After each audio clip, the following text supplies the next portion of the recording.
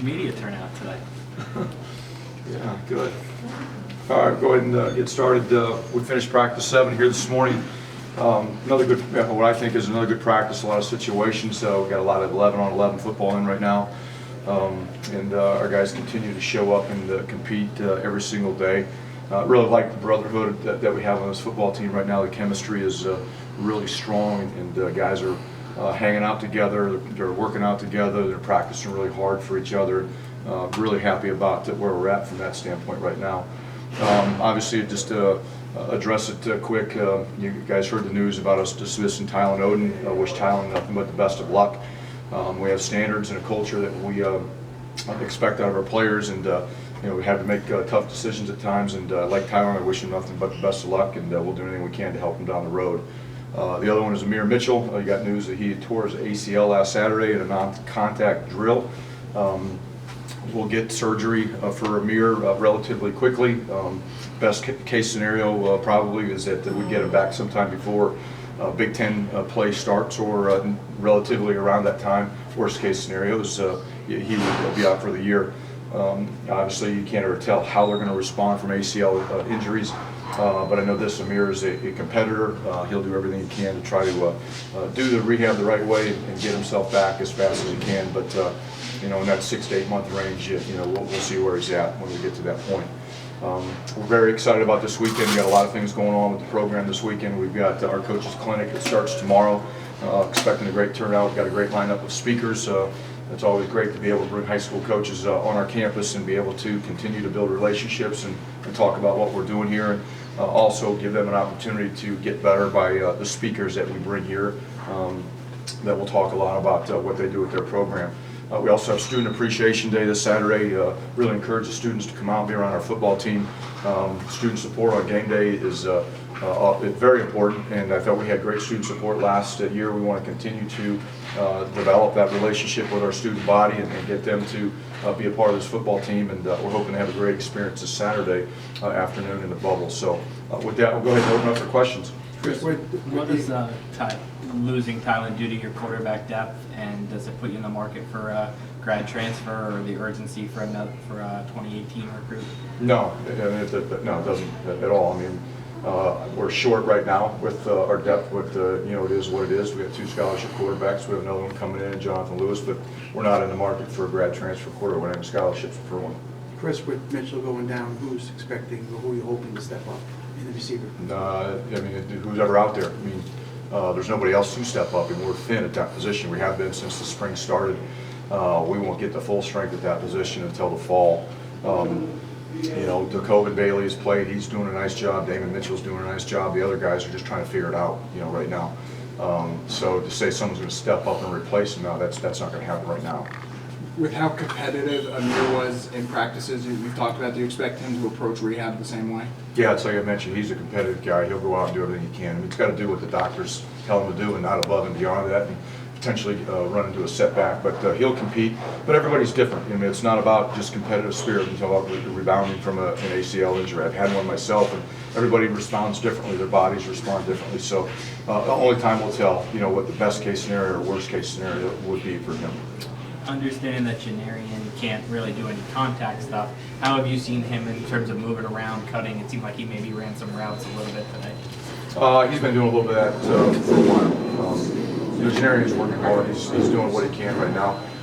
If we wanted to push him and put him back out there, he would go do it, but we're not going to put him in that situation to potentially hurt himself. But he's doing what he can right now. Looks good running around. He's put some weight back on. He lost a lot of weight due to surgery and the rehab. But he's put a lot of weight back on. He's filling out, getting stronger, and like where he's at right now.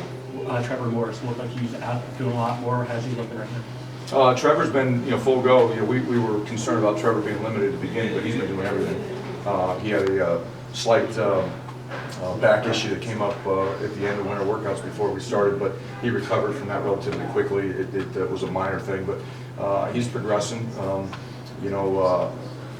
He's out there learning, he's playing faster, he's communicating better, and his reps are cleaner. He's using his hands more, and he's in a better football position more. So I like where he and Roberts both are at. We've got to continue to develop some depth at that position. That's a real concern moving forward. But with Roberts and Morris, those 2 guys are a really good pair inside right now. How about the running back position in the competition? How are those guys looking to you right now? Too many balls on the ground, to be honest with you. That's the biggest disappointment, biggest point of emphasis right now to get that group better.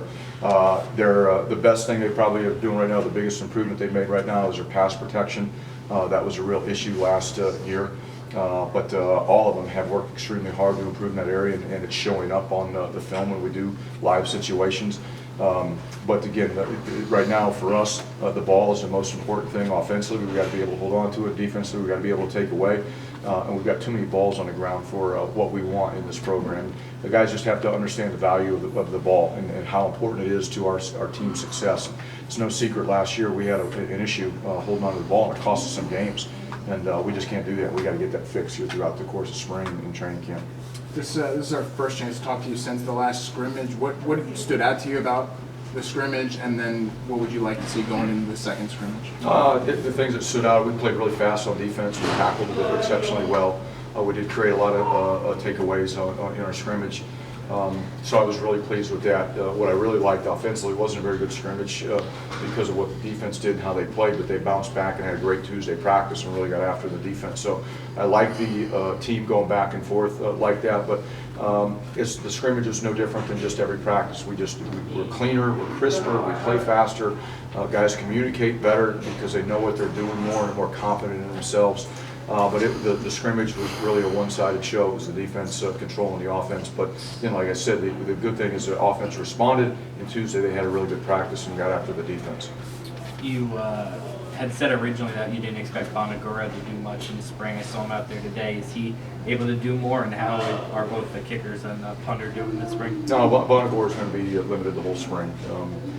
He suffered a lower back deal. He'll be fine, but again, we got to bring him back slowly. Just when we talk about backs and kickers, and we just don't want to mess with pushing him too soon to get him back out there. We know he'll be back out, but kicker's another real concern right now. We're not where we need to be, and we won't have the true competition that we want and need on the football team until the fall when a couple new guys come in and get thrown into the mix. But like today we kicked, we weren't very good. We got to get better. Michael Cintron has gotten better at the punting position.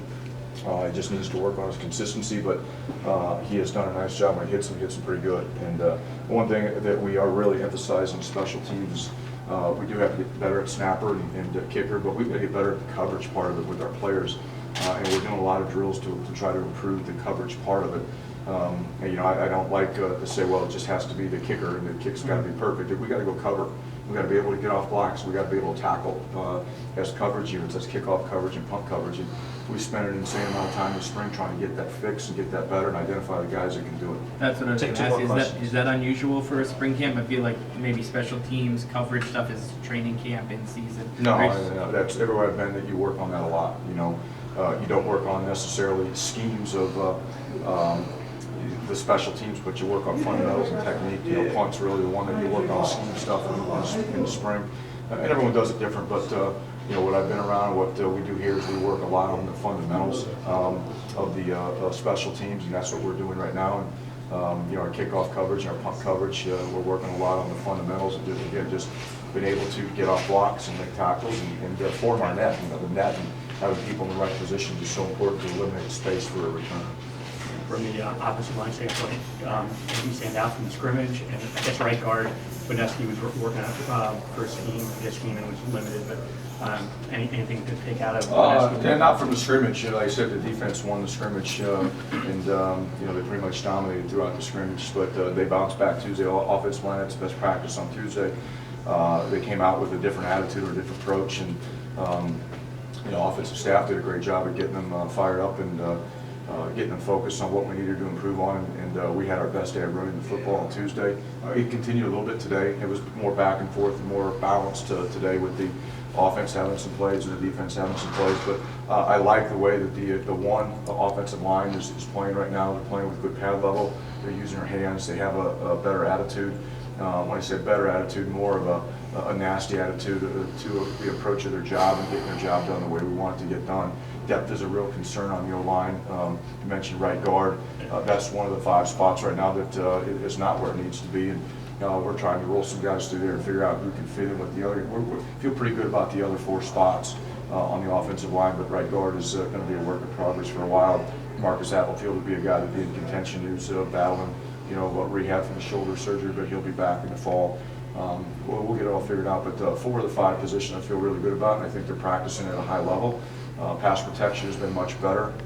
And again, our pad level and our ability to knock guys off the ball on the line of scrimmage has been better.